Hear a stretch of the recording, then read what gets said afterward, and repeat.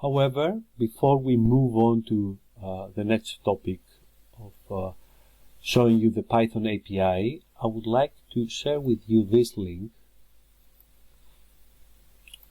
genai.h2o.ai, which is a freemium version of our Enterprise H2O GPTe, and you can see all the apps that we have created, and all these apps actually use the Python API that we're going to show in a bit, and Enterprise H2O GPTe.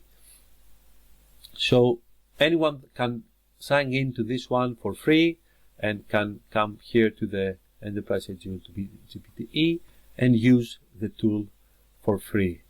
Right. Bear in mind that you shouldn't upload any sensitive data or anything that you would be happy for other people to see. There is a $10 daily quota, so someone can use the LLMs by and complete and use this quota, a daily quota. If I go back to